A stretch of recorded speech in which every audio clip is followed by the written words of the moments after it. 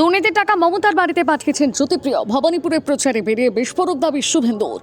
আর কি অভিযোগ করলেন শুভেন্দু? শহর জুড়ে ইডি তল্লাশির মধ্যে ভবানীপুরে প্রচারে বেরিয়ে বিস্ফোরক দাবি করলেন শুভেন্দু অধিকারী।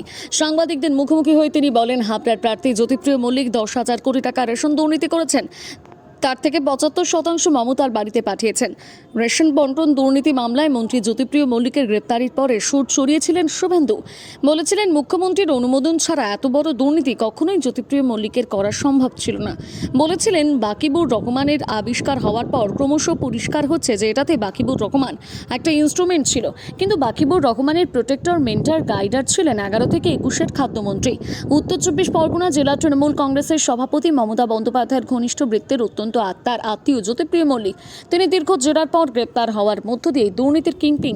তিনি আপাতত ইডির কাস্টাডিতে গেছেন, কিন্তু আমরা মনে করি জ্যোতিপ্রিয় মল্লিক সামনে ছিলেন।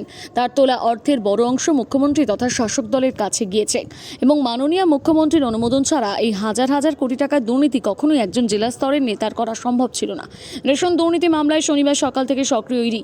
রেশন দুর্নীতি মামলায় একাধিক এলাকায় চলছে তল্লাশি অভিযান। ইডির কলকাতা জোনাল অফিস আজ prevention of money laundering act 2002 আইনকে মাথায় রেখে কলকাতা, বর্ধমান এবং হাবড়াতে মোট 9টি ঠিকানায় তল্লাশি চালাচ্ছে। এই অভিযান নিরঞ্জন চন্দ্র সাহা এবং অন্যান্যদের সঙ্গে যুক্ত রেশন কেলেঙ্কারির মামলার জন্য বলে খবর। একাধিক এলাকায় চলছে রেড। তার মাঝে শুভেন্দু অধিকারী বড় দাবি করেছেন।